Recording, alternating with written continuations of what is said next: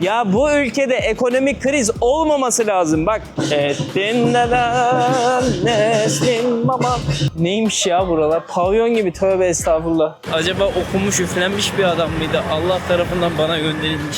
Den den den den den den den den den den. Gelip buralarda yemek yemeyin. Tehlikeli. Çak ya, çok tatlısın ya. Görüyor mu beni? Görmüyorsun ki. Ara sokaklara girince işler kirlendi. Tayvan'a geldiğinizde aklınıza gelebilecek ilk ürün şu olmalı. Hey girls, do you speak English? Where are you from? Hiç Türkiye'de böyle bir taksiye bindiniz mi? Var mı yani? Ben ilk kez böyle bir şey görüyorum. So, 33. Oh really? You don't look like it, yeah. Am I looking like 40?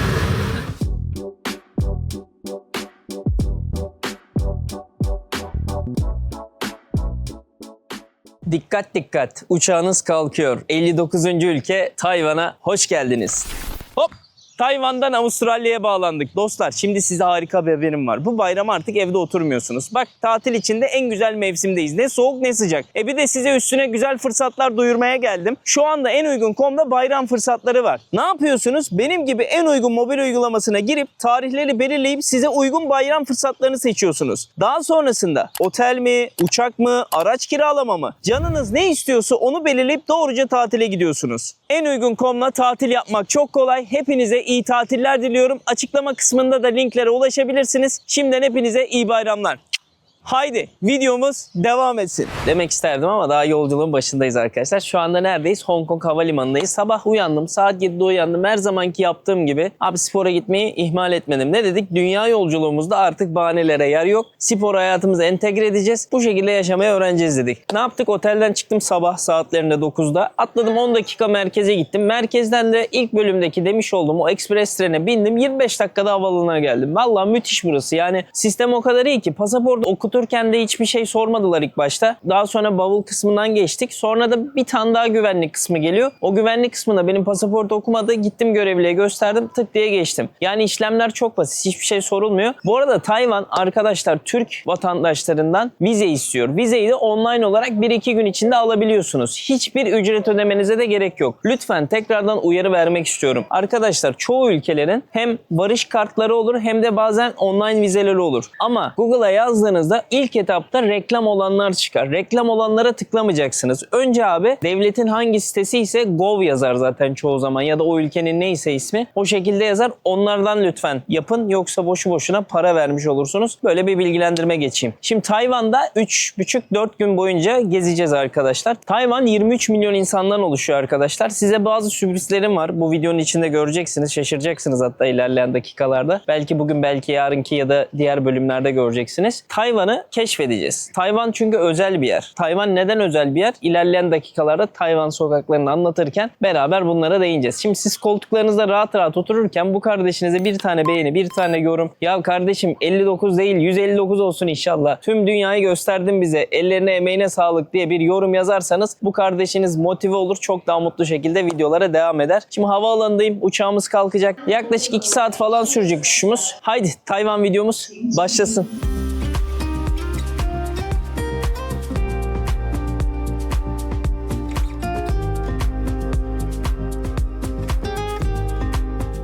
Peki Hong Kong'u özetleyecek olursak buradan ayrılırken şunları dile getirmek isterim arkadaşlar. Kesinlikle Hong Kong'a bir kere de olsa gelmeniz gerekiyor. Çok çok keyifli bir yer. Ama son kurşununuz Hong Kong'sa gerek yok. Yani çok daha güzel Asya ülkeleri var. Çok daha kültürü, mimarisi, işte sanat tarafı çok daha güçlü ülkeler olduğu için Hong Kong bu listenin sonlarında yer alır. Çünkü metropol bir şehir. Finans kenti olmuş. İşte İngilizlerin arka bahçesi gibi. Çinlilerin de artık yeni kullanacağı bir yer gibi haline gelmiş aslında. Ben beğendim fakat fiyatlar çok pahalı. Özellikle yeme konusu çok çok pahalı. Bu kadar pahalı bir yere gelip de tatil yapmaya gerek var mı derseniz o da beni düşündürüyor. Ama dediğim gibi gezginseniz, bir yerleri görmek istiyorsanız, buraya da tik atmak istiyorsanız keyif alırsınız. Keyif alınacak bir yer. O nedenle gelinebilir. Ama onun dışında dediğim gibi Japonya varken, Güney Kore varken, Vietnam varken, Laos varken ben buraları tercih etmem. Çünkü daha çok doğayı seven biriyim. Ama diyorsanız ki ben metropolü çok seviyorum. Hong Kong'a hoş gelirsiniz. Onun dışında diyecek bir şeyim yok bu ülkeyle ilgili. İnsanları çok kibar, naifti. Hizmet sektörü güzeldi. Metro ağı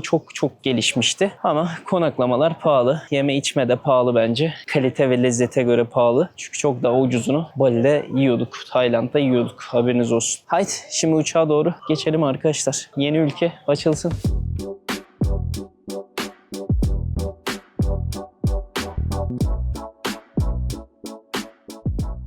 Şimdi uçuşa geçiyoruz. 2 saat sürecek. Uçak tıklım dolu. Haydi 59. ülke Tayvan'da görüşmek üzere.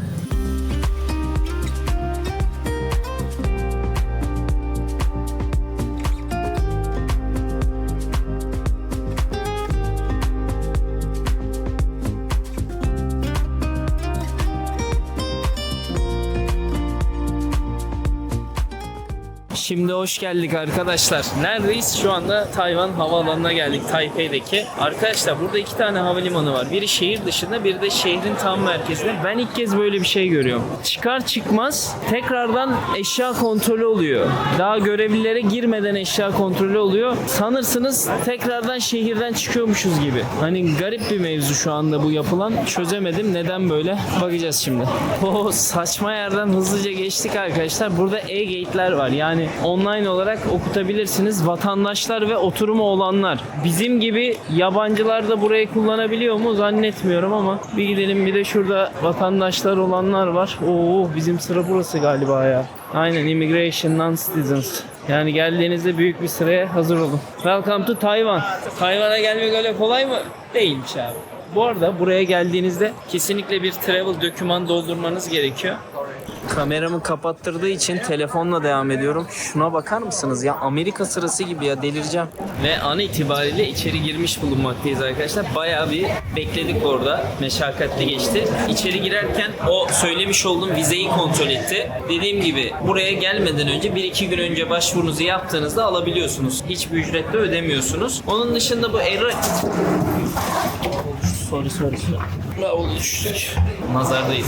Ya da benim dikkatsizliğim. Onun dışında başka bir şey yok zaten. Şimdi giriş yapıyoruz. Buradan sonraki süreci de para çekme, işte buranın Easy Card denilen bir olayı var metrolara binmek için. Onu alacağım. Ondan sonra da konaklamama doğru Airbnb tuttum. Günlük yaklaşık 55 euro civarındaydı. Artık ucuzladı biraz daha Hong Kong'tan sonra. Onları halledeceğim. İsterseniz buradan diğer işlemlerinizi halledebilirsiniz. Her şeyi buraya koymuşlar zaten. Şu anda herkes burada bagajını bekliyor. Ben de nereye gidiyorum? Tabii ki de tren istasyonuna. Hadi bakalım. Çıkar çıkmaz zaten solda yazıyor MRT to High Speed Railway. Yani diyor ki hızlı tren o tarafta kardeşim. Şimdi böyle dışarı doğru çıktık. Bir tane ATM bulup buradan bir para çekmek istiyorum. Hong Kong'da kalan bir para vardı yanımda. Onu ben direkt Tayvan parasına çevirdim. Bana verdi 1000 Tayvan doları verdi. Onu da göstereceğim şimdi ama önce direkt ben parayı çekeyim sizlere. Nasıl bir işlem oluyor görmüş olalım beraber. Şurada ATM var. Bayağı sıra var. Başka var mı? Burada da var. Buradakinde de sıra var ama ekleyelim mi diyeceğim. Yok, onlar da bayağı sıra var. Neyse, bunu sonra çekeriz. Şu anda çok sıra var burada. Çok da geç kalmak istemiyorum. Ben doğruca atlıyorum trene. Onu da buradan aşağıdan zaten dönüp sağa gidebiliyorsunuz. SkyTrain to Terminal 2 var. Metro MRT dediği var. Bak burada MR2 High Speed Rail. Bu nereye gidiyor? Bu park yerine gidiyormuş. Tamam, biz buradan devam. Belki ileride başka ATM de vardır. Yaklaşık 2-3 kat aşağı indik arkadaşlar. Burayı takip edeceksiniz bu şekilde. Çok bir şey yok zaten ya. Buradan da biletlerinizi vesaire alabiliyorsunuz galiba. Ben şuradan bir devam edeyim bakayım. Orada yabancılar için alınmış yer diyordu. Mesela 15.37'de kalkıyor diyor bak. Express Taipei Main Station'a da gidiyor. Göreceğiz bakalım. Tamam, öğreneyim, anlatacağım. Şimdi şeyi deneyeceğim. Direkt kredi kartıyla geçebileceğim mi? Deniyorum. Yok abi, kredi kartı here. Ha, okey. Vallahi sağ olsun. Kredi kartıyla direkt geçebiliyoruz bak, çok iyi. Ya da şu karttan almamız lazımdı. Zaten çok kalmayacağız. Vallahi okuttum. Geçin diyor. Geçiyorum. Çok iyi sistem. Bravo. Taipei'ye de buradan gidiliyor. Tamam. Çözdük. Bunu da çözdük. Çok iyi. Thank you so much. Are you from here? Yeah. Ah, nice. İnsanlar yardım edince işler kolaylaşıyor haliyle. O yüzden biz de ülkemize gelen yabancılara yardım etmeliyiz değil mi? İşte bu kadar. Şimdi buradan bineceğiz arkadaşlar. Bu insanlar neyi bekliyor onu anlamadım.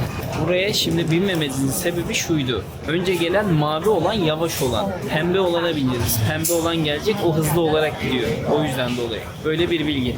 Lütfen şuradaki mavi ve pembeye dikkat ederek binelim buraya. Bak zaten Google Maps gösteriyor her şeyi. Ben adresi girdim. Diyor ki kardeş sen pembeye bineceksin diyor, mora. Taipei'de ineceksin. 12 dakika yürüyeceksin diyor. Daha sonra geleceksin diyor. Buna bineceksin diyor. Ben muhtemelen burada Taipei'de inerim. Belki buna taksiye direkt binerim. Hiç uğraşmam. Duruma göre bakacağız. Adresimiz de bu zaten. Böyle bir sistem. Uber falan da Uber'le Bolt çalışıyor burada.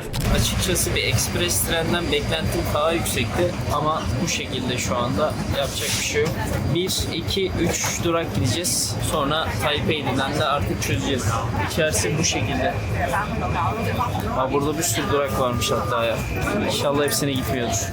Çözdüm bak. Mavi olsaydı biz mavilerle hepsine gidecektik. Ekspres olduğu için sadece morlara bineceğiz biz.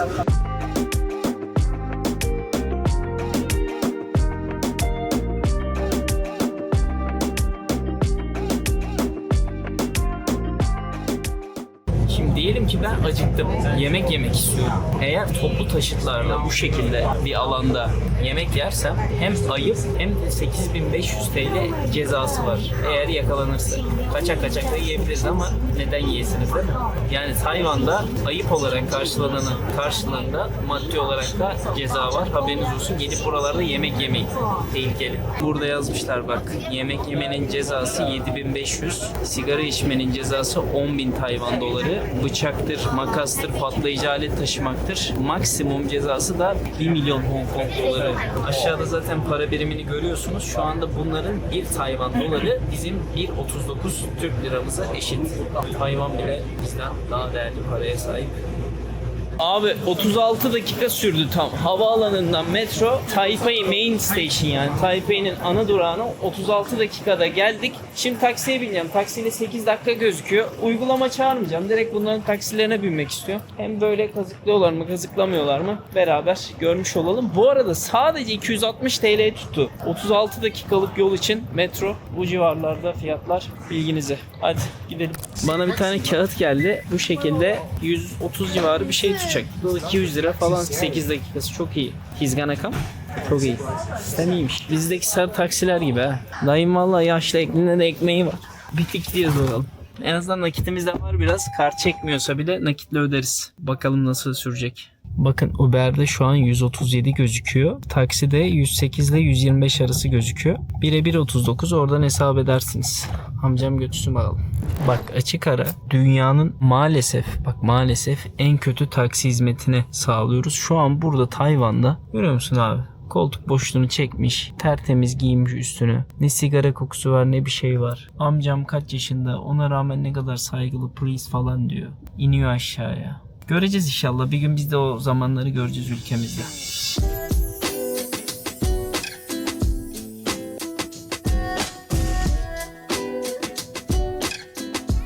130 tuttu. Uber'den neredeyse daha ucuz gibi bir şey oldu. Haberiniz olsun. Şimdi cash verdim dayıya. Kredi kartı geçmiyormuş. İyi ki o Hong Kong'dakini bozdurduk. Yoksa şimdi burada kriz çıkacaktı vallahi. Aha da Tayvan'a vardık arkadaşlar. Şu an güzel bir yerdeyiz. Yağmur yağıyor. Konaklamaya doğru geçeceğim. Airbnb tutmuştum dediğim gibi. Girişi yapalım. Biraz giriş karışık, o yüzden orayı çekmeyeceğim. Uğraştıracak beni çünkü. Evin içinde devam ederiz.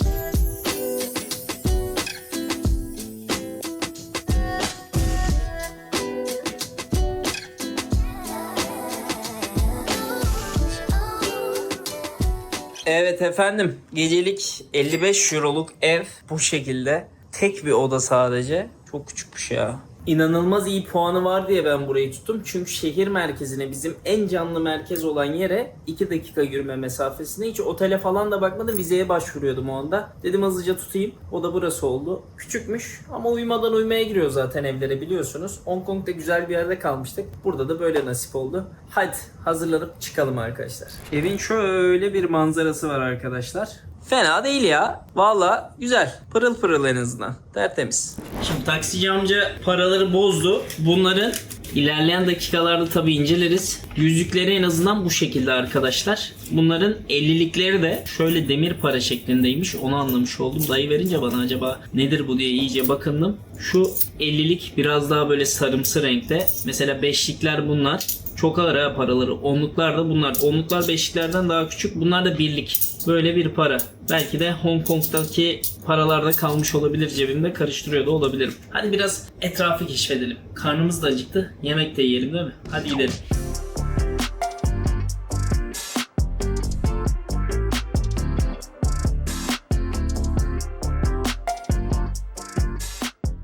Günaydın, günaydın, günaydın sevgili dostlar. İkinci günden hepinize sevgi dolu günden. Şu an neredeyiz? Benim oturduğum semtten Şemen mi, Şimen mi öyle bir yer okuluyor. X'i Yemen diye yazılıyor arkadaşlar. Şu anda tam meydanın ortasındayım. Saatlerimiz sabah 11'i gösteriyor. Dün ben ne yaptım? Şöyle bir açıklama yapacak olursak. Dün ben durdurdum videoyu. Dedim ki dinleneyim biraz. Sonra buradaki ikinci bölümde göreceğiniz süper kahramanımızla görüştük. Ve onunla ev turu falan yaptık. O videoyu bekleyin. Çok çok güzel olacak o videoda. Şimdi bu videonun konusu şu. Ben sizi buradaki gidilebilecek en güzel yerlere götüreceğim. Çevre bölgelerdeki turistik aynı zamanda kültürel bir gezi olacak. Bununla beraber Tayvan kültürünü fazlasıyla anlatacağım ve programın sonunda da güzel şeyler yiyip güzel şeyler içeceğiz, güzel şeyler konuşmaya devam edeceğiz. Şimdi ilk olayımıza geleyim. Bakın Tayvan'a geldiğinizde aklınıza gelebilecek ilk ürün şu olmalı. Abi bubble tea. Dünyayı saran bubble tea'nin çıkış noktası burası. Hatta bu da şu anda Tayvan'daki en ünlü yer. Her zaman bak saat sabah 11 hiçbir yer açılmadı. Bu arada Tayvan'da şöyle bir kültür var. Tüm dükkanlar saat 11'de açılıyor böyle meydan yerlerde. Çok ilginç. Hani çok küçük dükkanlar kendileri açıyorlar ama büyük kurumsal şirketler vesaire tamamen saat 11 civarında açıyorlar. Burası sabahın erken saatlerinde bile sıra var. Buradan ne yapıyorlar? Bubble tea alıyorlar arkadaşlar. Bakın isimleriyle yani para basıyor. Şu an burayı akşam düşünün yani. Burası akşam olarak çok canlı bir nokta. Sabah böyleyse akşamı düşünemiyorum açıkçası. Bubble Tea'nin çıkış noktası burası arkadaşlar. Burada sağlı sollu dükkanlar, sokak yemekleri vesaire oluyor akşamları. Dün biraz uğradım ben buraya. Ben o yüzden size şimdi burayı göstermeyeceğim. Burayı daha dolu zamanda, akşam vakitlerinde, havanın da daha güzel olduğu zamanlara saklıyorum. Videonun ilerleyen dakikalarında burayı enlemesine inceleyeceğiz. O zaman ne yapalım biliyor musunuz? Benim karnım çok aç. Buraya özgü şeyler bulalım. Yemekler yiyelim. Daha sonrasında bir kahve içelim. Sonra ben sizi buranın en ünlü tapınaklarından birine götüreyim. 23 milyonun yaşadığı Tayvan'ı ben size fazla anlatacağım. O kadar güzel bilgiler öğrendim ki, o kadar farklı kültür ki bunları anlatırken keyif duyacağım. Haydi gidelim bir şeyler yiyelim. Aha da burada normalde sıra oluyor arkadaşlar. Burası Yonghe Chinese Thai Breakfast diyor. Bakın şöyle bunların krep tarzı şeyleri var. Ben bunlardan yiyeceğim. Yumurtalı. Hadi gelin biraz lokale girelim. Yani hep batı nereye kadar biraz lokalle görüşelim. Hello, good morning. Buradan menüleri var bak seçebiliyorsun. Mesela şöyle bir şeyler seçebiliriz. Krep gibi. Burada grab cake, egg var. Farklı şeyler var. Hadi gelin bir iki tane seçelim buradan. Burada sandviçleri falan da var böyle. Gayet güzel. Deneyelim ya. Zehirlenmeyiz zaten. Gayet güzel duruyor. Hadi yiyelim. Ben bir tane şu omletten yiyeceğim. Yumurtalı. Bir tane de şu fesleğenli bir şey var. Ondan yiyeceğim. Herhalde güzeldir ya. Can I order? Küçük geliyordur zaten. Bakalım. Şimdi klasik Çin kahvaltımız geldi arkadaşlar. Bu fesleğenli yumurta olan, bu da normal yumurta olan. Burada da soya sütü veriyorlar sıcak, şekerli biraz. Normalde sevmem ama şekerli olunca biraz içilebiliyor. Çok da büyük kocaman ama çok kalorili olduğu için çok fazla kullanmayacağız onu. Burada yumurtayı böyle krep gibi yapmış arkadaşlar. Bizdeki gözlemeye benziyor biraz. Güzel. Çok lezzetli. Üzerine de soya sosu koydum. Soya ile teriyaki gibi. Evet. Çok güzel ha. Bayıldım. Burası komple böyle 150 lira civarında arkadaşlar. 150 TL'ye burada kahvaltı yapabilirsiniz. Gayet de doyurucu yani. Şuna bakalım. Bu çok güzel. Valla çok güzeller ya. Çinlilere bak sen ya. Afiyetler olsun. Abi tarzımız nasıl? The Caesar'ın yeni tişört Tayland.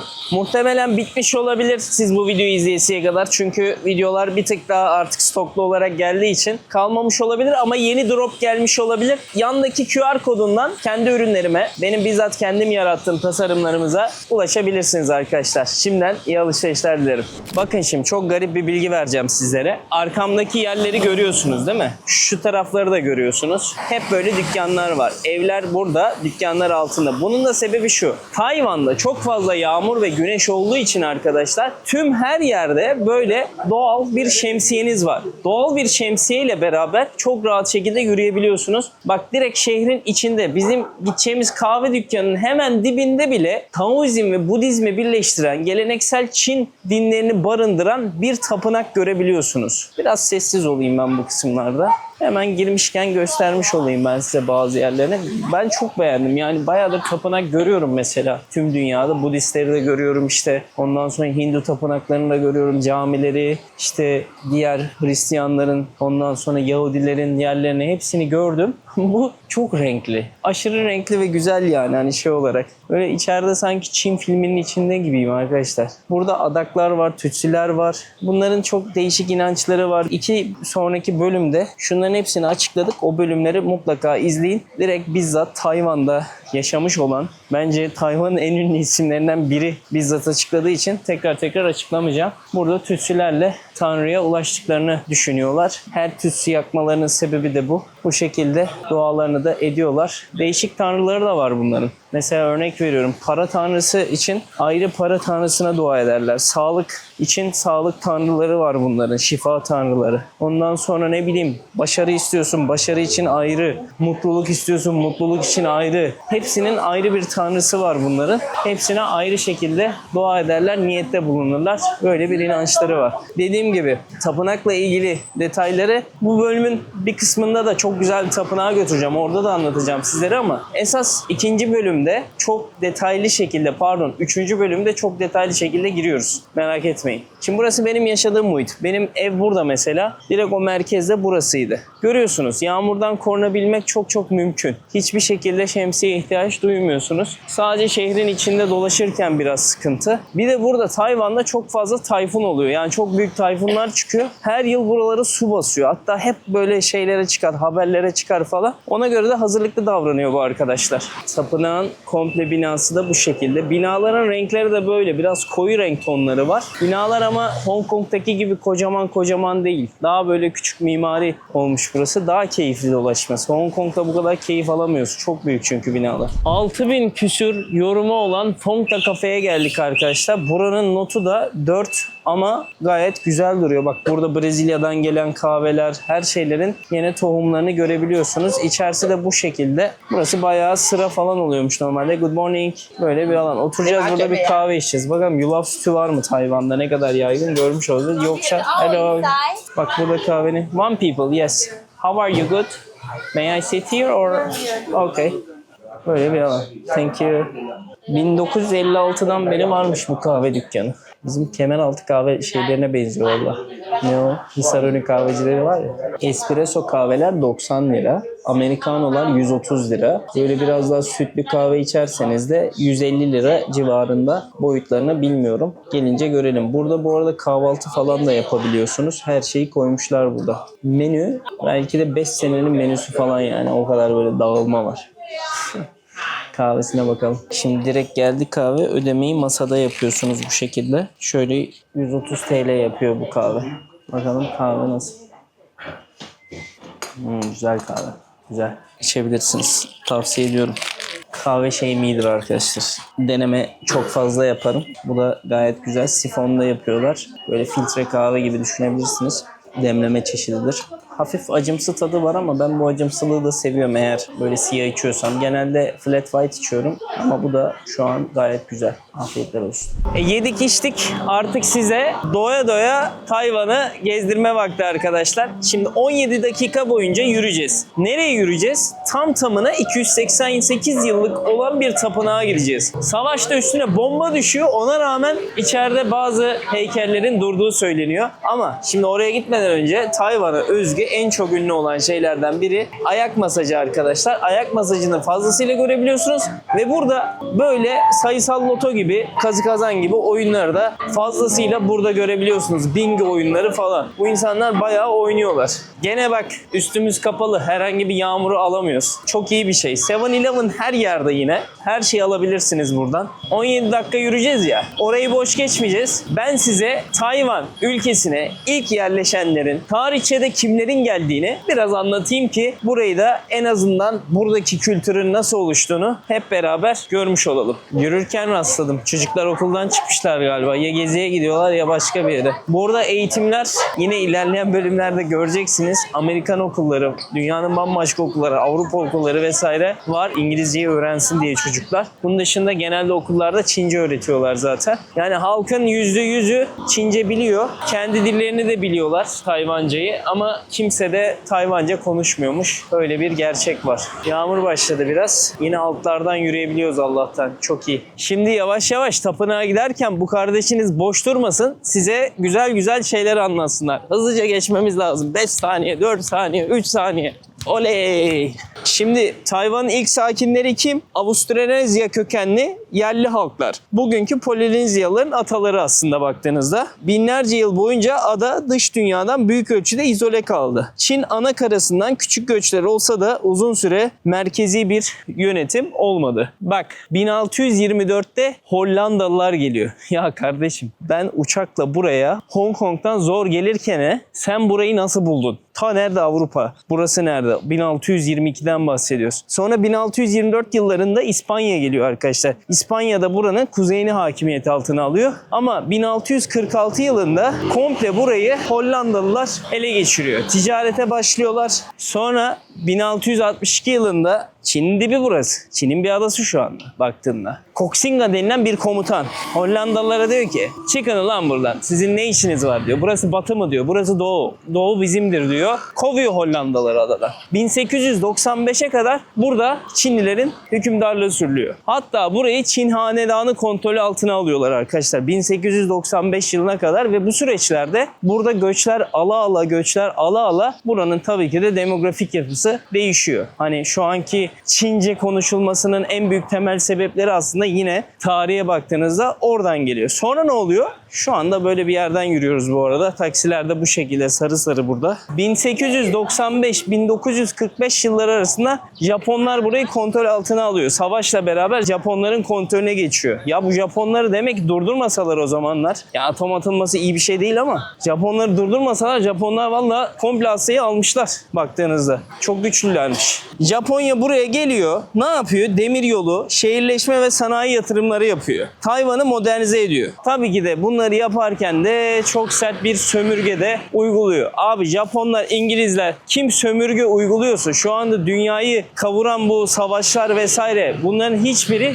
bir hükümdarın ya da bir yöneticinin başka bir ülkeyi yönetmesine sebep vermemeli. Böyle şeyler olmamalı. Bunlar tamamen bir halkın sömürüsüdür. Bunu unutmayın. Ne kadar da o ülke kendi halkı tarafından sömürülse de başkasının sömürmesi çok daha vahim, çok daha kötüdür. İnşallah kimseye sömürülen bir başkan, sömürülen bir bambaşka ülkenin başbakanı nasip olmaz. Yani tamamen bu aslında kötü insanların iyiymiş gibi gösterilip de medyaya yansımasıyla da değişebiliyor bazı olaylar. Ben her şeye karşıyım arkadaşlar. Bir ülkenin kendi vatandaşı haricinde başkası tarafından yönetilmesi söz konusu olamaz. Kendi vatandaşı da o halka zulüm yapıyorsa o adamın da başbakan olması bence çok mantıklı değil ama seçen de halk artık, ona da yapacak bir şey yok. Böyle şimdi geliyoruz arkadaşlar yavaş yavaş tapınağa. Peki sonra ne oluyor? 1945'ten sonra ne oluyor buraya? En önemli kısım aslında burası.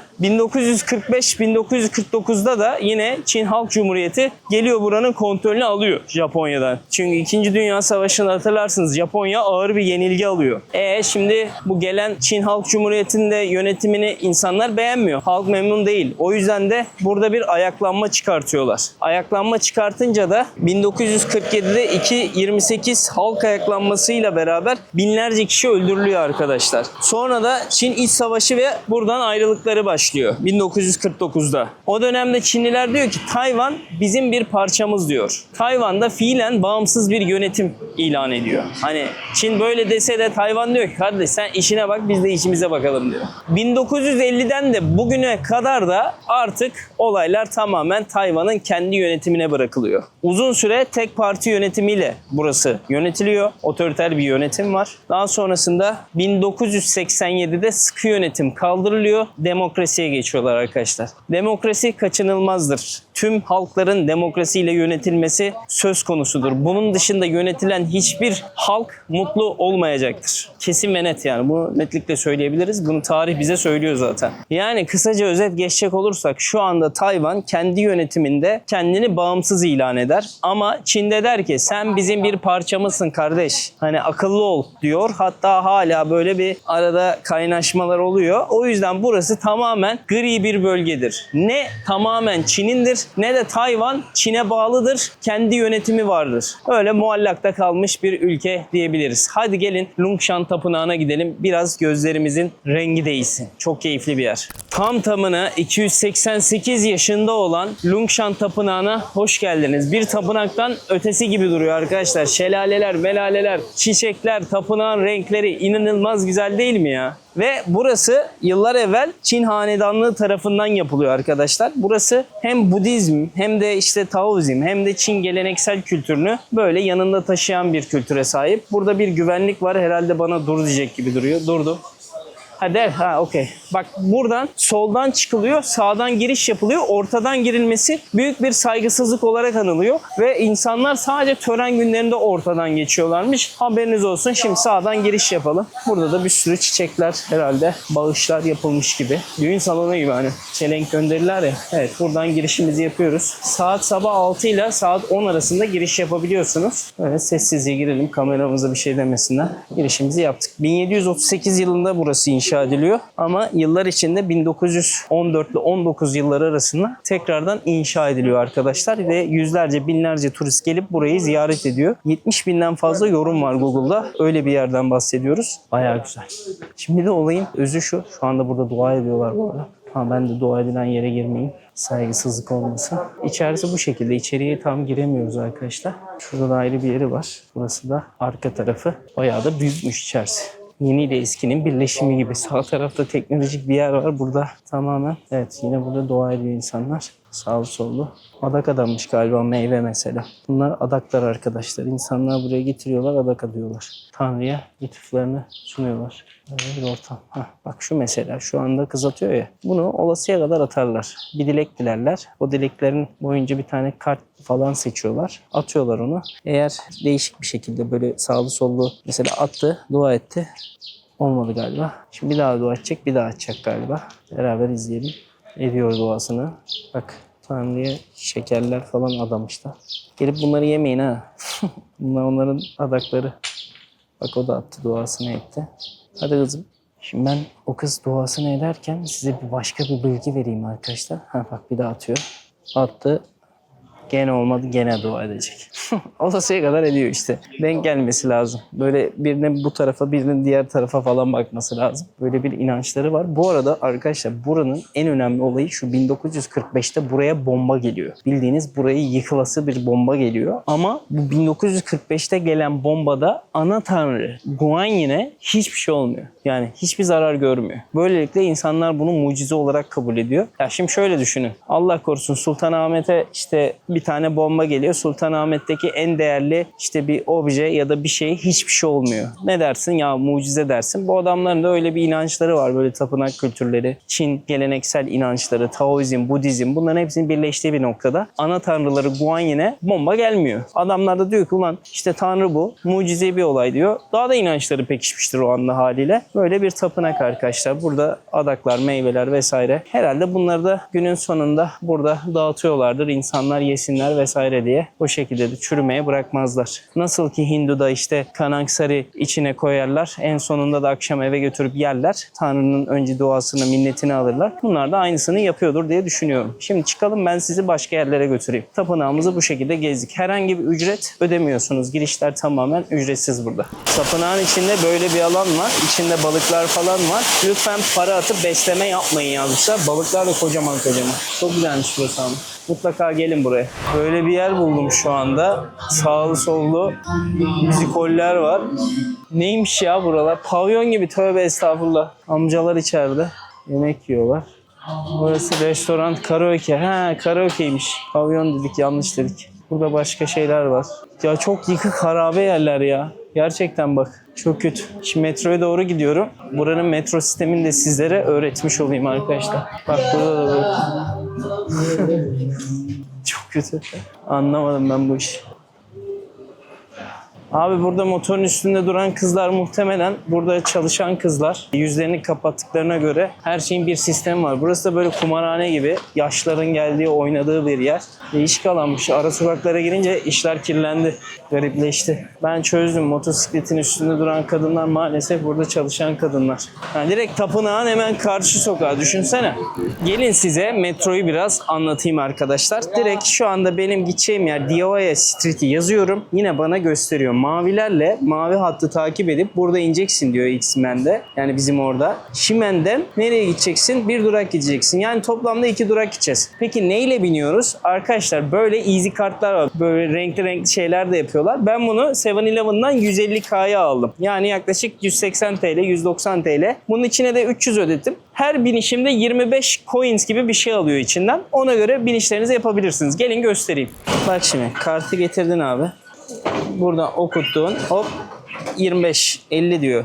Ne oldu, kafam karıştı, hani 25'ti. Bir şeyler yazıyor orada da işte para yükleyin arkadaşlar içine. Benim 300'dü, 250 kaldı. İçinde vardı benim zaten, hani 2-3 kere bindim falan, o kadar gitmiş. Şimdi buradan da abi artık burada çıkışlar var. Buradan metroya iniyoruz. Metroyu da şu şekilde tarif etmem lazım. İçeri girdikten sonra bak direkt yazıyor. Taipei Nagang Expedition Center ya da Dingpu'ya gideceksin. Ne diyor burada? Kardeş diyor, sen Taipei Nagang Expedition yönüne gideceksin. Ximen'de ineceksin diyor. Burada da dakikaları yazıyor. 12.59'da gelecekmiş. 2 dakika sonra burada arkadaşlar. Bu kadar basit aslında. Zaten gideceği yönü de bu şekilde gösteriyor. Bak şu an biz buradayız. Bu tarafa gidecek. Bir durak gidecek. Çok basit. Japonya'da, Hong Kong'da, Singapur'da, her ülkede belli olay. Renkleri takip et. Gideceğin yeri Google Maps'te yazıyor üstte. Nereden çıkacağına kadar da gösteriyor. Örnek veriyorum. Burada diyor ki Ximen'den ineceğiz ya. Ximen'den, Beimen'den 3. çıkışı kullanman gerekiyor diyor. Hepsi yazıyor. Çok çok güzel. O yüzden hiç korkmayın. Gelin buralara. Kolay kolay gezersiniz. Bir tane kartla her şeyi yapabilirsiniz. Metroların içi de bu şekilde arkadaşlar. Bayağı dolu oluyor. Çoğu zaman bu saatlerde dolu oluyor. Yani baktığınızda ülkede 36.000 metrekare yer var yüz ölçümü. Yani Konya'dan biraz daha küçük, öyle diyebilirim. Ve burada yaşayan insan sayısı 23 milyon. Yani metrekareye düşen insan sayısı 650. Türkiye'de mesela bu rakam sadece 110 kişi. Aradaki o kalabalıklığı buradan çözebilirsiniz. Haydi bir durak geldik zaten. Diğerine geçeceğiz şimdi. O kısmı da göstereyim. Burada da yazıyor her şey. Nereye gideceğiniz vesaire. Önce Çince yazıyor, daha sonra İngilizceye döndürüyor. Bak indiğimiz yerden direkt karşıdaki metroya biniş yaptık arkadaşlar. Buradan da bir durak gideceğiz. Sonra 11 dakika yürüyeceğiz. Bu kadar basit işte metro olayı. Sonunda da çıkış noktasından tekrardan buraya okutuyoruz. Bakın ne yazdı? 70 gitti, 230. Toplamda 70 kullanmışım. Burada 20 gitti. Bazen 25 gidiyor. Herhalde durağın sayısına göre değişiyor. 300 vardı, 230'umuz kaldı. 3 kere bindim. 25, 25, 20 kesti. Haberiniz olsun. Dünyada kişi başına düşen en fazla scooterlardan bahsediyoruz arkadaşlar. İnanılmaz bir scooter kültürü var burada. İnsanların hepsinde var. Hatta bu kadar fazla scooter olduğu için kaza oranı da çok yüksekmiş yayalarla beraber. Yayaların şu anda scooterlarla aralarına 3 metre koymaya karar vermiş hükümet. Öyle bir yasa söz konusu olmuş. Şurada gördüğünüz üzere her yerde motosikletler var. Arabalar da çok. Çin'den çok fazla araba da gelmiş elektrikli. Belli yani. Sessiz araba da çok fazla ülkede. Şurayı görüyor musunuz? Scooter cenneti ya. Bali, Vietnam nerede gördük başka? Tayland'da zaten var. Ama en çoklardan bir tanesi de Tayvan. Bu bilgiyi ne yaparsanız yapın arkadaşlar. Teşekkürler. Şimdi nereye geldik biliyor musunuz? Zamanda yolculuk yapmaya geldik. 1850 yıllarda Çin hanedanlığının kurmuş olduğu bir sokağa geldik. Bazen o kadar kötü kokuyor diyor ki bu da işte kurutulmuş deniz ürünlerinin satılması ile ilgisi var. Burası öyle bir yer. Dihua Street diye geçiyor arkadaşlar. Direkt şu ana caddeden girdiğinizde artık burası tamamen başlıyor. Eskiden ticaretin merkeziymiş. Burada insanlar bayağı ticaret yürütürlermiş 1850'de kurulduktan sonra. Özellikle kurutulmuş deniz ürünleri, çay, farklı türde kumaşlar. Eskiden Çin filmlerini hatırlarsınız. Dövüşçüler falan hep böyle kumaşçılarda falan kavga ederlerdi. Kumaşçılar böyle mafyalarda falan. O Çin kumaş şeyi hala günümüzde de devam ediyor aslında. Çoğu şu anda kullanmış olduğumuz şu kumaşlar falan var ya hep Çin'den geliyor. Türkiye'deki insanlar da şimdi ben tekstilin içinde olduğum için az biraz biliyorum. Çin'de fuarlara giderler. Oradan hazır ürünler ya da kumaşlar toplayıp gelirler. Çünkü çok uygun fiyatlar. Gerçekten çok uygun. Keşke ben de hani Çin'den mal getirebilsem de satabilsem mi diye bile düşünebiliyorum bazen ama sonra diyorum ki kim uğraşacak bununla? Yerli üründen devam. Bizim yerli üründekiler illaki kumaşı alıyordur zaten bir şekilde. Öyle devam. Kaliteli kumaş seçmeye özen gösteriyoruz. Bak görüyorsunuz. Kurutulmuş meyveler, çerezler, kumaşlar başladı. Önceleri burada tamamen Çin mimarisiyken 1945'te gelen Japonya buradaki mimariyi değiştiriyor. Barok mimarisine biraz döndürüyor ama hala etkileri dönüyor. Hatta buradaki dükkan sahiplerinin 4-5 nesildir hala devam ettirildiği düşünüyor. 100 yıllık, 200 yıllık dükkanların olduğu söyleniyor burada. Ben bilgilerin yalancısıyım. Bence doğrudur ama. Yani hala bak tapınaklar, mimariler eski yani. Görebiliyorsunuz. Bizim Kemeraltı gibi düşünebilirsiniz ya. Benziyor. Hep böyle kurutulmuş ürünler falan var. Ha, inanılmaz güzel bir yer mi diye sorarsanız şuradaki şu mimariyi görmek güzel. Hello, do you speak English? No? Where are you from? UK. Ha, UK. You don't speak English? UK, you don't speak English. Güzel. Bak kurutulmuşlar. Kurutulmuş incir. Vay, nereden geliyor acaba bu? Türkiye olabilir biliyor musunuz? Yazmıyor ki. Yazıyorsa da anlamıyoruz ki. Bakacağım ya Google Translate'ten. Nasıl biliyorum ama malımı? Nasıl biliyorum? Bak şu köşeyi görüyor musun? Den den den den den den den den den den. As bayraklar abi. Abi kuru incir gerçekten nereden çıkıyor? Aydın'dan genelde çıkıyor. Çok çok ünlüdür. Dünyanın her yerine biz incir ticareti yaptığımızı iyi biliyorum. Bu büyük bir başarı. Yani şimdi bak uzun lafın kısası şu konuya gelmek istiyorum. Cennet gibi bir ülke, kumaşı üretebilen, tarım yapabilen, deniz ticareti yapabilen, turizmin aktığı, insan popülasyonunun bu kadar güzel, genç nüfusunun bu kadar yüksek olan, çalışma gücünü rahatlıkla bulabileceğin, ya bu ülkede ekonomik kriz olmaması lazım. Bak %100 olmaması lazım. Bizim Fransa, Almanya, İtalya, Hollanda'dan hiçbir eksiğimiz yok, fazlamız var. Yani bizim gençlerimiz de gezmesi lazım. Bizim gençlerimiz işte cebindeki son parayı düşünerek acaba şunu mu alsam dememeliler abi. Vallahi dememeliler ya. Kurban olayım. İnşallah 20 yılda 30 yılda bu önümüzdeki yıllarda bir şeyler olur ya. Bir şeyler değişir ya. Değişsin. Yemin ediyorum değişsin ya. Hani ben burada tek başıma anlatmayayım. Burada Tayvan'da böyle 100 tane Türk dolaşalım burada istiyorum. Yok muyuz? Varız. Artık daha fazla geziyoruz ama UK'den demesin. Türkiye'denim desin. Çünkü biz buralara her şeyi yapabilecek, her şeyi satabilecek güçteyiz. Vallahi pırıl pırıl gençliğimiz de var. Kötü yok mu içeride? Var. Suç oranı artmadı mı? Arttı. Vallahi düzelir. Çok hızlı düzelir ya. Düzgün bir reformla inanılmaz şeyler değişir. Öyle içimi dökmek istedim. Anlık geliyor bana. Böyle Türkiye orada gördüm ya bir milliyetçiliğim kabardı arkadaşlar. Rahatsızlık verdiysem affola. Devam edelim. Oo burası güzelmiş bu dükkan. Vallahi at kendini içeri yani. Devam ediyor. Bu sokak böyle devam ediyor. 800 metre uzunluğundaymış. Gidiyormuş. Burada ne satıyorlar? Dürüm mürüm yiyor orada kız bir şeyler. Biz de yiyelim. Bizim ne eksiğimiz var? Allah.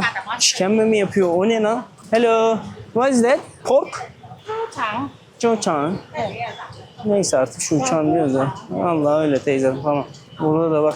Allah Allah. Bağırsak gibi bu. Uzaklaş. Çabuk kaç buradan. Ha bak turistler yakaladım. Dur iki sorusu. Hello guys. May I ask some question? Yes. How are you? Fine, and you? Very good. What are your names? Mika, Mika? Juri. Finland? Norway? Norway. Norway. Vrongorden. Hva? Degubra. Hvordan går det med det? No, speak Norwegian. I visit your country and I had some friends, yeah. How nice. So how do you like Taiwan so far? really Very good. good. So what's the best thing for you? Food, I would say food. Food is so good. But I think the best thing is the people. People They are so nice. helpful. Absolutely. Yeah. Helpful and Kind. kind, yeah, Yes. friendly. I can see that. Yes. What about prices? They are cheap. So cheap when you compare with Norway. Yes, definitely. I got salmon 33 euro.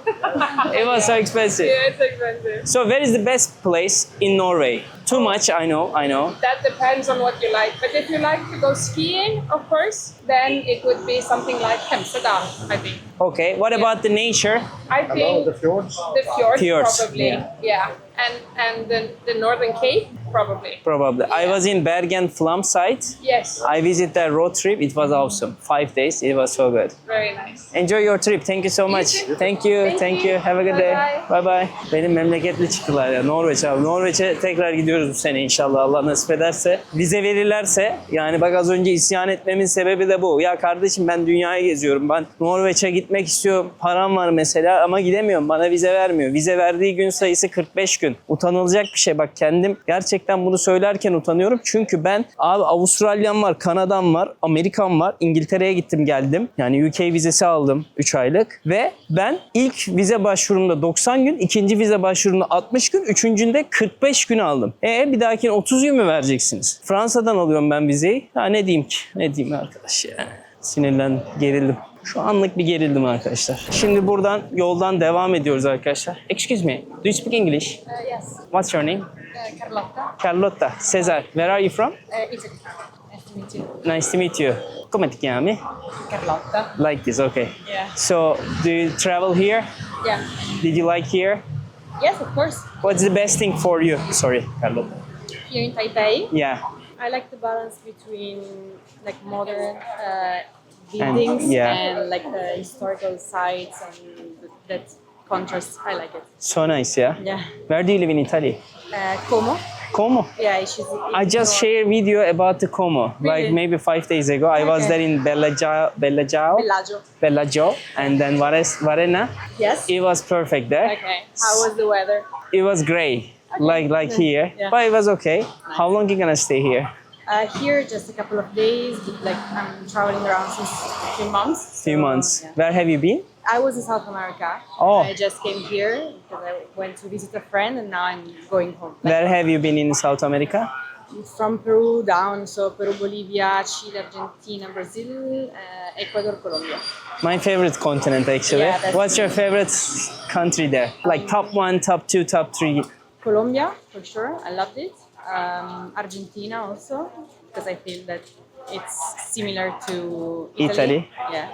The people also? Yeah. And also Ecuador. It's Ecuador. an underrated country, but it's really amazing. Oh, I really want to go there. It's a bit dangerous also? It depends, Like all like- of South America, you know? It's not dangerous like in total, but you have to be like aware Careful. of your surroundings and then maybe like not walking alone during the night, but like basic thing that you have to do if you're a tourist or whatever in That's the world, true. you know. But you didn't tell Brazil why? Because I was only in Rio Okay. for a month, but only in Rio because I was staying at a friend's house. Thank you so much. You joined my channel. No Thank you. worries.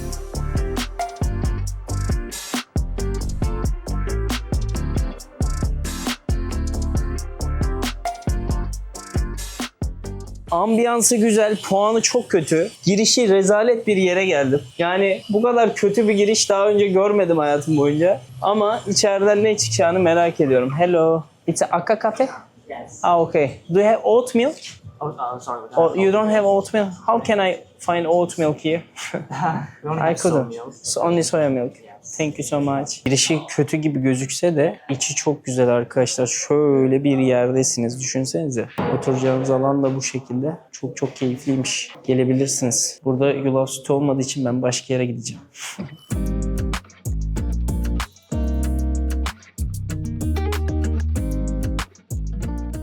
What's your name? İyi. Amcam ya bembeyaz giymiş bir şeyler dedi ama anlaşamadık ya. Tüh keşke Çince bir... Geliyorum. Hah, gel diyor. Hah, ama telefonu çıkarsa gel. Telefonu çıkar. Bembeyaz giymişsin amcam. Melek gibi adamsın yemin ediyorum ya.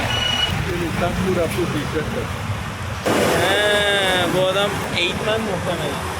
Adam kağıdı da verdi. Acaba okumuş, üflenmiş bir adam mıydı? Allah tarafından bana gönderilmiş. Bir okutacağım sonra merak et. Esnaf lokantası gördüm. Bak yine sıra bekliyor insanlar. Burada değişik değişik yemekler var. Ne yiyorlar acaba? Şöyle bir bakmak istedim. Et yemekleri, otlar. Öyle oradan dayı dolduruyor. Burada yiyorlar böyle. Burada bulaşıkları yıkıyor çocuk. Böyle bir sistem abi işte. Bizdeki lokantaların daha hijyensizi ama en azından göz önünde yapılıyor. Lezzeti artık denemeden bilemeyiz. Ama çok kötü kokuyor gerçekten. Deneyemem muhtemelen ya. Gerek de yok gibi duruyor. Hani yenilebilecek şeyleri yiyorum elimden geldiğince ama bazıları da çok kötü hakikaten. Dünyanın en büyük çip üreticisi, aynı zamanda markalarıyla ünlü Tayvan Kimco mesela onların arkadaşlar. Yani bildiğiniz tüm çipler, dünyanın %70'inin çipi Tayvan'dan çıkıyor. Bugün Tayvan'ı yok et, her şey durur. Öyle bir yerden bahsediyorsun. I am from Turkey, you? I'm from Paris. Paris. Ah, but what do you do here? I'm visiting a friend. She's doing an exchange year here in Like Taiwan. kind of Erasmus student? Yeah, kind of. Yeah. Okay, so what's your name? Amélie. Ellie. Cesar. César. Nice to meet you. Enchanté. Enchantée. Yeah. So where do you live? In Paris, like 5 minutes from the city. Okay. How long are you gonna stay here? I'm staying like around 9 days 9 days. till this Sunday. Oh. So what was the best part in Taiwan? Taiwan. Well, my friend doesn't really like Taiwan. No? Yes, because she's Arabic. Ah, okay. So The food, people- maybe. No, Ah. no, she's fine with the food, but people treat her like kind of differently. So I could have her perspective on that. Kind of racism? Kind of more like yes, racism, like rejection, more like it, because they're pretty calm. So like they don't really like speak to your face. It's more like ignorance and rejection. But for me, so far, well, I just did the Fine Arts Museum. I really liked It it. was nice? I think it was interesting because in my studies in Paris, we visit a lot of exhibitions. What do you study? I'm in management and fashion. Okay, fashion. How old are you? I'm 22. Okay. But you're originally from France? Yes, yes, I was born and raised there. Raider. Okay. I'm from Turkey. I was born in Turkey. Okay. I lived there like 26 years and then I started to travel since 7 years. How old So are you? 33. Oh, really? Oh, you don't Really? look like it, yeah. Am I looking like 40? Younger? Okay. So how long have you been on YouTube? YouTube like since 3 years, 3-4 years I do as a job, my job. So I go any country, make videos about their culture, also getting opinion from people like you. What was the best thing in Taiwan? I like shops close late, really late. So I think it's pretty convenient because in Paris, like everything closes around 7 p.m. So I don't know, it's like Yeah. a small detail, but it's And they convenient. open late here, not early. Thank you so much. Yeah, Your thank journey. you. Nice to meet you. Nice to meet Have a you. lovely day. You too. See you. Bye bye. Böyle Borges diye bir yer var. Şurada da bir tane kahveci var ama önce ben buraya gidip bir sormak istiyorum. Yulaf sütleri var mı? Burada bir mola vermek istiyorum çünkü. Çok da güzelmiş burası. Hello. Do you have oat milk? Let me show you. Evet, büyük dert. Bizim olay Sri Lanka'ya döndü. Thank you. Sri Lanka'daki gibi bulamıyoruz burada da. Demek ki bunların kültüründe çok fazla yok. Maksimum soya milk tüketiyorlar. Zaten kahvaltıda da vermişlerdi hatırlarsınız. Şurada Sunchill diye bir tane daha kafe var. Çok tatlı bir kafe. Oraya da danışmak istiyorum. Belki bunlar da vardır. Kimse de yok burada. Hello. Do you have oat milk? Oh, perfect. You are the best. Because in Taiwan, I never find any oat milk. Really? Yeah, it's interesting. Can I get flat white with oat milk? But extra hot, please. For here. Do you have soda water? Yeah. Okay, can I get sparkling also? How much total? Bakalım kaç para çıkıyor. Sonunda buldum ya. Şimdi Cini senin derdini bilmem ne yapayım ama öyle olmuyor valla. Kafalar karıştı gene bir şeyler soruyor. 210 tuttu mesela. Ne yapıyor? 250 lira falan yapıyor. Vallahi bir mola vermek iyi oldu. Şu kahveyi bu kadar zor olmamalı bulmak ya. Yulaf sütlü, flat white. Çok iyi değil. Bir tane de soda söyledim. Oh iyi geldi. Şimdi biraz dinleneyim. Sonra sizi 2-3 yere daha götüreceğim. Çok güzel yerler hem de. Bir tanesi kocaman bir anıt. Bir tanesi dünyanın en büyük ikinci binası. Hatta bir zamanlar birinci binasıydı. Şu an ikinci mi bilmiyorum ama bir ara dünyanın en büyük binasıydı. Oraya götüreceğim. Taipei 101 diye. Anıta götüreceğim. Sonra bir de akşam bir yerleri gezdireceğim. Sonra turumuzu kapatacağız. Bence güzel bir program oluyor. Başında ne yaptık? Havaalanından bindik. Hong Kong'dan buralara kadar geldik. Sonra biraz çevreyi gezindik. Tarihinden, biraz dininden, kültüründen bahsettik. Şimdi de biraz daha turistik yerleri gezmeye başlıyoruz. Şimdi bir tane taksi çağırdım. 247 Tayvan doları, 280 lira civarı olsa gerek. Şimdi geliyor, taksiyi bir görelim. Yaklaşık 12 dakikalık bir yolculuğa bu parayı ödedim. Taksinin konforuna ve rahatlığına bakmak istiyorum. Yani taksicilik bu kadar dünyada her yerde gelişmişken hiç Türkiye'de böyle bir taksiye bindiniz mi? Var mı yani? Ben bayağıdır Türkiye'de yaşamıyorum açıkçası. Bakalım içine. Hello Sezer. Bak adam maskesini takmış. İçerisi mis gibi kokuyor. Rahat rahat, geniş. Öyle olmadı. Bu kadar basit.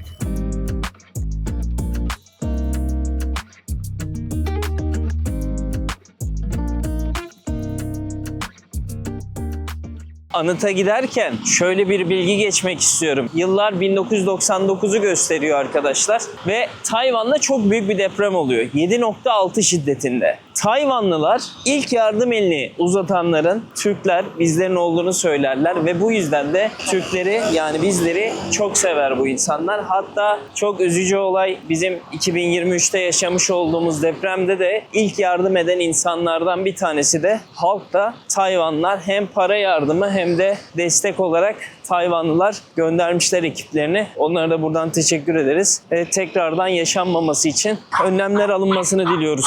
Devletimizce, milletimizce. Çünkü çok büyük yaralar açtı o deprem. Yani burada izleyenler vardır belki aranızda. Tekrardan geçmişler diliyorum. Kaybettikleriniz için de Allah'tan rahmetler diliyoruz arkadaşlar. Böyle bir Tayvan'la Türkiye bağlantısı da var. Şimdi anıta doğru gidelim. Bu anıt da aslında buranın en eski liderlerinden bir tanesinin anıtı. Nasıl Atatürk için Anıtkabir varsa onların da liderleri için böyle bir yer yapılmış. Liberty Meydanı dedi, Özgürlük Meydanı'nda bir yerde, oraya doğru yol alıyoruz. Aslında benim taksiye yazdığım nokta orası olmalıydı. Ben taksiyi o yüzden tuttum aslında. Ama ve lakin yanlış yeri tutmuşum. Bu sebepten dolayı da 10 dakikalık bir yol yürüyoruz. Yol yürürken de böyle bir bilgi geçmek istedim sizinle beraber. Ve 2024 yılında bir deprem daha oluyor. 7.4 şiddetinde. Bak Tayvan dersini almış. 1999'daki o depremde 2400 kişi ölürken neredeyse 0.2 derecelik bir farktan bahsediyorum. Sadece 19 kişi kaybetmişler. Onlara da Allah'tan rahmet diliyoruz ama hani önlem alınınca, gerçekten bilim ışığında ilerlenince, doğru binalar, vasıfsız müteahhitlerin olmadığı, hile hurdanın karışmadığı binaları yaparsan demek ki bu öldürmüyor kardeşim. Yani doğal afeti doğallığından çıkartabiliyorsun bu şekilde. Çünkü bilime dayalı bir konu bu yani. Hani raylı sistem yapıyorsun, ne bileyim binanın daha sağlam olması için farklı metotlar deniyorsun. Bunu Japonya çözmüş, işte Tayvan çözmüş, bambaşka ülkeler çözmüş. Buralar tamamen fay hatları altında. Biz de öyleyiz. Demek ki doğru ilerlememiz lazım. Aha da geldik arkadaşlar. İşte o anıtın önündeyiz. Buraya milyonlarca turist geliyor. Bak burada başladı turistler zaten. Şöyle içeri doğru gidiyoruz. Anıtını herhalde şurası, en üst kademesi orası oluyor. 3-4 tane bina var bu şekilde. Bayağı görkemli, bayağı büyükmüş ya. Oo. Yürü Allah yürü, burası futbol sahası kadar. Çok güzel ama. Ben çok seviyorum. Böyle geniş alanlı yerleri çok seviyorum. Burada protestolar, işte törenlerin hepsi burada yapılıyormuş. Böyle bir alan. Bu binalardan bir tanesi konserle ilgili olan, bir tanesi de tiyatro ile ilgili olan. Burası da anıt. Gidelim oraya doğru, bir merdivenlerin oradan bakalım. Yukarıda çıkıp yukarıdan da bakabiliriz. Tam 13.300 adım attık arkadaşlar. Yani 9.6 kilometre yürüdü bu kardeşiniz. Lütfen bu kardeşinize bir tane beğeni, bir tane yorum, bir tane de işte bu hype tuşuna basmayı unutmazsanız çok çok sevinirim. Çünkü çok değerli bu yürürkenki, gezerkenki motivasyonumuzun sizlere yansıttığımızdaki geri dönüşü de yorumlarınız olduğunda vallahi çok mutlu oluyorum. Hepsini de okuyup hepsini de cevaplamaya çalışıyoruz arkadaşlar. Elimizden geldiğince teşekkür ederim şimdiden. Yapmazsanız da canınız sağ olsun. Kardeşiniz yine size buraları her zaman göstermeye devam edecek. Söz. Çıkıyoruz abi yukarı doğru. Oo, orada bayağı insan var şu an. Biraz araştırma yaptım da yılda buraya 8 ya da 9 milyon civarında bir turist geliyor. 2025 yılları bunlar. Covid'den önce daha da fazla. 10 milyona yakınmış aslında ama Covid tabii her şeyi etkiledi son dönemlerde. Dedim ki Türk ne kadar geliyor acaba? Yıllık 10-20 bin civarında geliyormuş arkadaşlar. Yani %0.1'i falan bile etmiyor. görünmüyor neredeyse. O kadar az Türk sayısı geliyor buraya. Ve uçuşlar da var. Direkt Taipei'ye uçuşlar var diye biliyorum ben İstanbul'dan. Valla gelinir ya. Hani bu Çin kültürünü, Çin'den farklı ayrılan kısmını görülebilir. Hani böyle bir fırsatınız varsa. Mesela Hong Kong bence çok gidilesi yer değil. Bir kültür gezisi yapmak istiyorsanız burası çok daha güzel. Çok daha keyifli. En azından binalar öyle çok büyük derecelerde değil. Daha böyle ulaşılabilir. Daha keyifli. Bak geldik anıtın önüne de geldik bu süreçte bu arada. Evet turistler var ama genelde yine Asya'dan gelen turistler. Avrupalı çok göremedim yani. Evet çok az. Çıkalım yukarı bakalım. Hey girls, do you speak English? Did you like here? Yeah. Where are you from? I'm from Belarus. Belarus? Russia. How many days you stay in Taiwan? 3 weeks. 3 weeks. Oh, 1 month 1 month. So why did you come here? for work. Ah, what do you work? My mother. About the clothes or clothes? Okay. Ah, okay. So what's the best thing in Taiwan? What do you like most? I like food. What's your favorite food? I'm not sure I have favorite. All of them, A huh? lot of Japanese food. Uh-huh. I love Japanese. You like And Japanese? And I love Asian food. So Yeah. I You? like everything. I don't know. I love food also, but really spicy. Really spicy. You like really spicy food or no? I know you don't like spicy. So. Yeah. What are your names? I'm Anastasia. Anastasia? Victoria. Victoria. Nice to meet you. You speak same language, yeah? Belarus and Russian. So как дела, привет, хорошо. Exactly. Я тебя люблю. I know a little bit. I'm from Turkey. You been in my country, Turkey? Oh, I surprised because I never heard that any Russian didn't go there. How old are you, girls? 26. Okay. 18. Oh, so nice. I'm 33. My name is Cesar. Nice to meet you. Take care of yourself. Enjoy your travel. See you. Bye bye. Evet, genç yaşta buraya gelmişler. Modellik çekimi yapıyorlar. Çok güzel bence. Yukarı doğru devam ediyoruz burada. Yani en azından yakaladığımla konuşmaya çalışıyorum yabancı. Çünkü çok fazla göremiyoruz fark ettiğiniz üzere. Az var burada. Şurada birkaç kişi daha var ama deneyelim bakalım.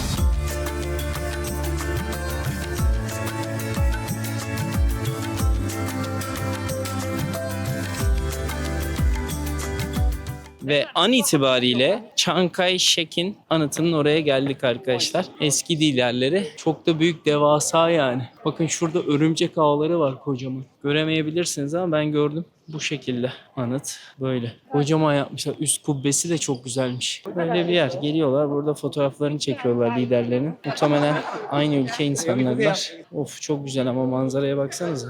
Burası çok keyifliymiş. Yukarıdan bakması çok güzel. Bir tane arkadaş arkamda duran kırmızılı çocuk geldi yanıma. Dedi sen YouTuber mısın? Evet dedim. Dedi bir tane fotoğraf çekilebilir miyiz? Bir de seni takip edebilir miyim? Tabii dedim. Çekildik, fotoğrafı çektik. En sonunda şey dedi. Ya dedi Tayvan'da dedi herhangi bir problem yaşarsan bana yazabilirsin. Hiç sorun olmaz dedi. Sağ ol kardeşim dedim ya. Dedim dünyada böyle güzel insanlar kaldı mı acaba dedim. Kalmış demek. Çok iyi. Anıtın manzarası da bu şekilde arkadaşlar. Tepeden görüntüsü bence çok çok güzel. Buraya kadar gelmişken buraya gelin. Toplam YouTube'da 80 bine yakın yorum var yani öyle söyleyebilirim. O kadar meşhur burası. Hello, where are you from? Sweden. Ah, Sweden. Sweden, all of us. Okay. Yeah, all of us. What are your names? Maya. Leia. Maria. Hannah. Nice to meet you. So what is the best thing in Taiwan? The culture. The culture. The national parks. Oh, I don't know. I can't pick one. I'll go for the architecture then. Architecture. Yes, well I think it's done. beautiful. Yeah. Okay. Food. Food. Okay, finally say that food. Yeah. So I have another question. If you have the chance to live here, you could? I could. I think I could. Yeah. Yeah. Probably, yeah. No. No? Where do you live in Sweden? We live in Stockholm. Stockholm. I was there. I really like your city. I went to National Park also. There was a big one. What was the name? Oh, do you mean Skansen? Ah, Skansen. Yes. Yes, Skansen. What about your favorite country? I don't know. You don't Maybe know? Sweden. Sweden. Okay. I actually live in Cyprus right now, so I think that's my favorite right Cyprus, now. Turkish part or Greek part? Greek part. Greek part. I don't know. Maybe Sure. Kenya. Maybe Kenya. We've lived Kenya? in Kenya. We've lived there. So that's a fantastic country as well. Wow, I want to go. Taiwan. Very different. Very different. What about you? Difficult, but I'll say perhaps South Africa. South Africa. Perhaps. Yeah. Italy. Italy. Nice choice. Yeah. Thank you so much. Thank you. Thank you. Have a lovely day. See you. Bye bye. Çok tatlı insanlardı ya. İsveçliler, Norveçliler, Finlandiyalılar. Ben kuzey insanını seviyorum abi. Hani hep soğuk derler ama vallahi içlerine girdim mi iyi insanlar onlar. Bak hatta bana çikolata falan da verdiler. Şimdi bakalım tadı nasılmış. Yemiyorduk normalde de hediye olunca yiyoruz işte. Kakaolu. Çok güzelmiş. KitKat gibi bir şey. Bayağı güzelmiş. Yine burada insanlar bekliyorlar. Çoğalmışlar yani. İyi oldu böyle turistik bir yerde insanlarla konuşmak. Ah yarış yapıyorlar. Koş. Hah bitti. İnsanlar burada dinleniyorlar şu an. Ya bayağıdır yediğim en güzel tatlılardan biri oldu ya. Teşekkür ederim. İyi ki verdiler. Çok iyi. Şimdi ben sizi başka bir yere götüreceğim şimdi.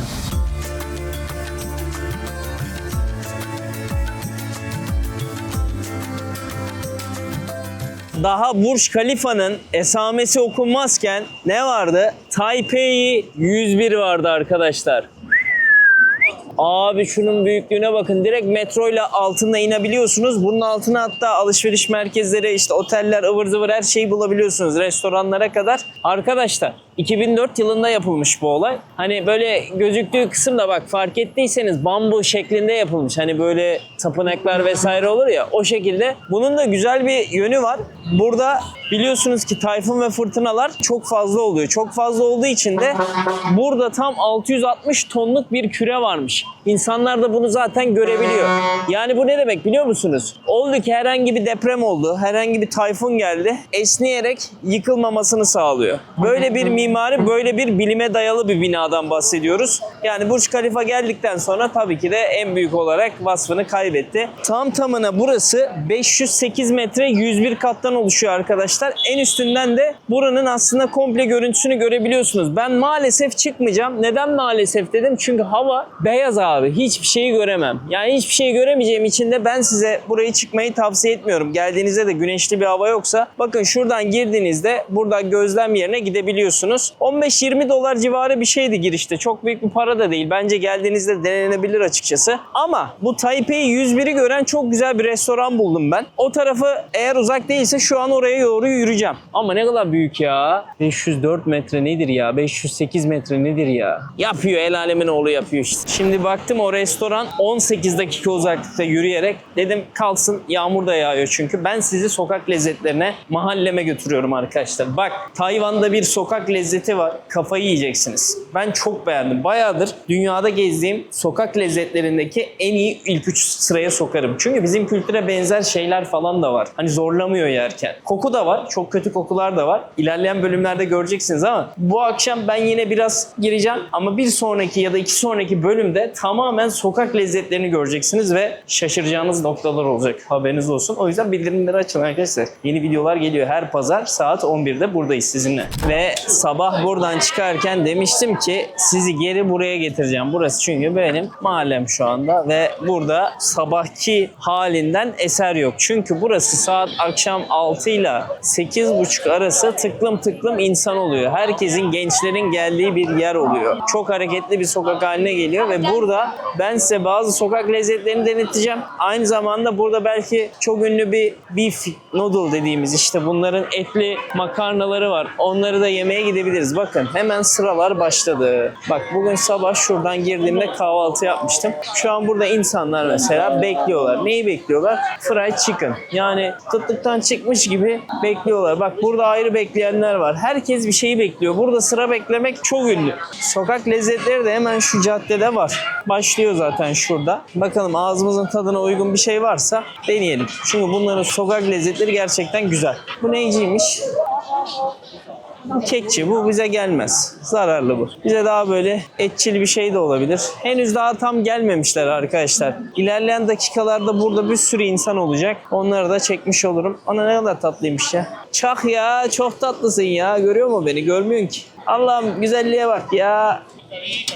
Ver hepsini verek işte ya. 100 lira gitsin. Sıcakta giyiyor kostümü. Rica ederim. Görüşürüz. Bay bay. Burada fıstıkçı var. Tavuk fıstıkçı. Burada dayım oturmuş, Coca-Cola'yı da yanına almış. Burada restoran var bir tane. Evet, dayım gitmiş. İnşallah güzel şeyler görüyordur. Burada sayısal lotocular var yine. Sokak çok hareketli, çok güzel oldu ya. Bu şimdi nedir? Müzik yapıyor dayım. 10 kuruşa burada waffle gibi bir şey var. Onlar bize gelmez. Of of of. Ay çok kötü koku geldi. Ay bak gene o tofu abi kaç. Kek gibi duruyor ama bu. Ama iyi durmuyor. Burası tam meydan ortası. 4'e ayrılıyor yol. Sağ, sol, ilerisi diye. Gelin bir ana yemek yiyelim be değil mi? O etli noodle yiyelim. İnşallah sıra yoktur. Çok fazla yorum almış orası. Çok da ünlüydü. YouTube videoları falan da çekilmiş. Gidelim bakalım. Bir yandan gideyim. Bir yandan da etrafı çekmek istiyorum. Çünkü çok hareketli. Burası nereye andırdı biliyor musunuz bana? Kore'de Myeongdong diye bir yer vardı hatırlarsınız. Kore videolarını Sezer Yılmaz Kore yazsanız hepsini izleyebilirsiniz. Bak tavukçu amcalar geliyor. Gördün mü? Bak ben bunu çok seviyorum. Bu bildiğin chicken tight yani kalçası. Burada da but var. Bu da başka sweet potato bowl yapıyor. Tatlı patatesin topunu yapıyor. Bunlardan birazdan tadarız ama gidelim bir ana yemek yiyelim. Ama bak burada bir tane daha bir şey var. Sandviççi var. Börek gibi. İçinde peynir falan var. Oo bayağı iyi duruyor ha. Kolay gelsin teyzem. Ya kaçırdın içine kız. Geliyor sokakçılar geliyor. Şurada ayrı var. Şişçi. Bak şiş şeklinde yapıyor böyle. Burada sosis yapıyor. Bu domuz eti bu da domuz bağırsağıyla çevrilmiş içinde pirinçler var. Bu güzel bir şey duruyor. Can I get one? Smoked chicken eggs yes. Bak yapıyor. Burada yine aynı şekilde kızartma var. Vallahi yemeğe gidiyorduk bir anda bunu görünce dayanamadım. Güzel duruyor çünkü bak. Yumurtayı koydu. Burada tavuk koyuyor. Azıcık çok da kız. Azıcık koydum. Şey gibi ya bizdeki gözleme gibi ama katmere daha çok benziyor. Yiyelim bakalım bir tadalım birazdan. Bak o pişirdiği yumurtayla tavuğu birleştirdi. Üstüne de bu ekmekten attı arkadaşlar. Devamını nasıl yapıyor beraber görelim. Acı atayım mı dedi. Azıcık at dedim. Bak böyle bir şey. Evet boya fırçasıyla sosunu da sürdü. Acıyı da şimdi koyuyor galiba. Evet acıyı da şu şekilde sürdü. Olay bu şekilde. 70 yiyeceğiz yani 100 lira. Böyle saracak şimdi onu da. Gözlemenin katmerin değişik bir versiyonu. Yumurtalı ve tavuklu. Tadalım bakalım. Çok sıcak şu an. Thank you. Bir yandan soğuğa koysun bir yandan biz yürüyelim arkadaşlar. Şöyle soğuyor. Tadacağım. Merak ettim. Güzel kokuyor baya. Şurada meyve tezgahları falan da var. Meyveler de var yani. Burada işportacılar da var. Ürünler satıyorlar sağlı sollu. Şöyle çoraplar var burada. Burada da dayı bir şey satıyor. Burada gene patates var. Ondan da tadacağım. Bu ne? Aa bildiğin şey. Kestane. Vay be. Burada müzik şovu yapıyorlar galiba. He, böyle top atmacalı falan filan. Palyaço tarzı. Hiçbir taşkınlık, hiçbir kavga, hiçbir gürültü daha duymadım. Sokak böyle de devam ediyor. Böyle de devam ediyor. Bizim noodle'cı bu tarafta. O tarafa doğru gidelim. İlgimi çeken bir şey var şu an burada. Ha bak bu karidesli omlet şeklinde yapılan bir şey. Beyazlı tofu mu acaba? Herkes sıra bekliyor şu an burada bunu yemek için. Hello. Burası da tıklım tıklım dolu. Neymiş lan bu? 70, 80, 50 öyle satılıyor. Burası mesela yan taraf boş. Yan tarafta insan yok. Şuraya bak. Kamerayı şöyle sabitledim. Yiyelim bakalım soğumuştur artık. Acısı falan çok yerinde. Sabah yediğim şeyin tavuklusu ve yumurtalısı gibi düşünebilirsiniz. Benziyor. Krep gibi, gözleme gibi, katmer gibi. Bu Hintlilerin ekmeği oluyor biliyorsunuz. Yağlı böyle. Ona benziyor. Mesela aç kaldın. Asya kültürü sana uymadı. Bir tane bundan al. Bir tane o tavuktan ye. Yine doyarsın. Zaten batı mutfakları çok fazla var. Artık Asya'da aç kalmazsınız arkadaşlar. Biz gelip buraya böcek yemiyoruz her gün. Düzgün yemekleri hep gösteriyorum zaten. Steakçiler var. Et yiyebilirsiniz. Ben Hong Kong'da 2 günde bir et yedim mesela. Güzeldi bayağı. Pahalıydı ama güzeldi yani. Bu da başarılı. Hadi noodle'a gidelim. Vallahi 10 numaraydı abi. Hafif de acıydı. Böyle ağzımda acı tadı da kaldı. Çok iyiydi. Bir de noodle yedik mi tadından yenmez şimdi. Soruna vardım. Bir baktım tören var. Bu ne lan şey gibi. Mehter Marşı gibi. Oo bayağı kostüm. Aha içine giriyor bak. Aha. İçine giren adamı yakaladık valla. Bak sistem böyle oluyor. Vay be. Girdi içine. Burada da polis var durdurmuş. Şurada tören devam ediyor. Beraber yürüyelim hadi onlar. Ettin neden neslin baba. Ben zamanında Mehter Marşı'nda davul ve nakkare çaldım. Böyle bir bilgi lise zamanında arkadaşlar. Ezbere bilirim. Fethi Marşı'nı nasıl çalınacağını hepsini biliyorum. Şu an tören burada devam ediyor arkadaşlar. Bu şekilde. Arabadaki sisteme bak. Kaç bin liradır kim bilir o. Allah Allah Allah Allah hücum. Bak. Çok iyi. Allah Allah.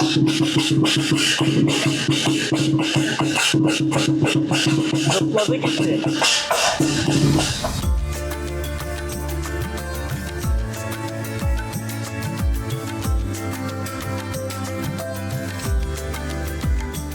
Bizde hani nasıl çorbacılar ünlü olur? Bunlarda da abi etli noodle yapanlar ünlü. Bak dayım atletiyle beraber yapıyor burada. Şuradan eti alıyor, buradan suyu geliyor. Burası bayağı ünlü. 21.000 tane yorumu var arkadaşlar. 4.2 almış. Ben de oturacağım şimdi. İçeri oturalım. O içeride insan bayağı varmış. Ben de diyorum nerede bu insanlar? Oh oh oh oh. Ben şöyle köşeye oturayım. Bizde turşu olur. Bunlarda sos oluyor. Yani çok temiz bir yer mi diye sorarsanız müthiş değil ama alışırız zaten. Asya'da bu hep böyle.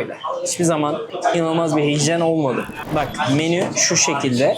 İçinde isterseniz sadece etli noodle soup var. İsterseniz sakatatlı etli var. Sakatat herhalde yani hangi bölgesi o yüzden bilemediğim için çok bulaşmayacağım ona. Bizdeki kelle paça gibi değildir sonuç olarak diye düşünüyorum. Ben direkt etli noodle soup alacağım abi. İsterseniz büyük alırsanız 160-170 lira. Eğer orta seviye alırsanız 150-145 lira. Küçük alırsanız da 140-135 lira civarı falan. Tam çeviremedim. Aşağıya yazarız biz fiyatları. Oradan bakarsınız. İsterseniz de burada Çin mantısı da yiyebilirsiniz. 10 tanesi 80'miş. Bayağı uygun fiyatlar ya. Yani 150 liraya etli çorba içiyorsun abi. Daha ne olsun. Etli çorbaya hasret kaldık. Türkiye'de 250-300 lira olmuştu galiba en son kelle paça. Hatırlamıyorum ama bayağı pahalıydı. Gelsin deneyelim. Dün denedim ben açıkçası. Dediğim gibi bu video ikinci bir video yani. Aslında ikinci günüme çektiğim için çok beğendiğim için tekrardan gelip tekrardan göstermek istiyorum. Her gün beef noodle içiyorum öyle söyleyeyim. Çok güzel çünkü.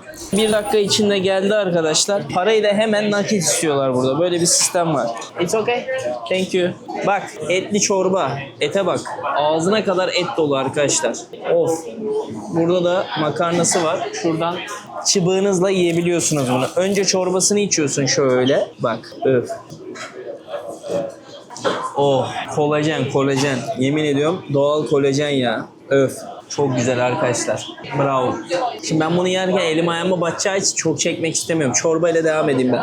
Geldiğinizde buraya uğrayabilirsiniz. Adını hemen söylüyorum size. Phu Hong Beef Noodles diye geçiyor. 4.2 puan, 21.200 yorum var. Başarılı. Dur etinden de bir tadayım ya. Yemeden söylemeyeyim şimdi. Üçkağıtçı gibi olmayalım. Çok güzel valla kelle paça gibi. Bayılırsınız. Bize uyuyor. Bu lezzet bize uyuyor abi. Oh içimde ısınıyor. Mis gibi. Yedik, içtik, doyduk. 13 kilometre yol yürüdük. 18.000 adım attık. O zaman bir ayak masajı yaptırırlar arkadaşlar. Ayak masajı artı 10 dakika spa için 70 dakika 900. Tüm vücut için yaptırmak istersen 60 dakikası da 1200. Tabii ki de Tayland, Vietnam ve Bali'ye göre daha pahalı. Çünkü buradaki kazanç oranı da çok daha fazla onlara göre. Asgari ücrete baktığınızda. O yüzden şöyle bir şey. Thank you. 70 dakika 1000 oldu. Bence ayak masajı yaptıralım burada. Ya da dur karar veririz içeri gidelim. Hadi gidelim. 30 dakika ayak yapacağız. Teyzelerle harika bir ortam. Türkiye. Yes ya Türkiye ya. Çok tatlılar. Çok güzel insanlar. Şimdi bu suyu ısıtıyor. 30 dakika burada böyle 10 dakika herhalde ayak şeyi olacak. 20-25 dakikada. Arkadaşlar bence videonun sonuna geldik. Buralar çok keyifliydi. Gerçekten Tayvan bir gün boyunca çok güzel geçti. Sabah havaalanından itibaren başladık Hong Kong'tan. Bütün günde gezdik. Umarım sevdiğiniz yararlı bir video olmuştur. Günün sonunda buraya gelmeye belki hevesiniz olmuştur. O yüzden bence yeter. Artık biraz da ben keyfini süreyim. Sizler de koltuklarınızda rahat rahat izlemişsinizdir inşallah bu videoyu. Bir pazar gününde tekrar sizinle beraber olmaktan çok mutluyum. Diğer pazar gününde tekrar görüşmek üzere. Kendinize iyi bakın. Hoşça kalın. Bye bye. Kızıyor bana. Tamam. Hadi görüşürüz arkadaşlar.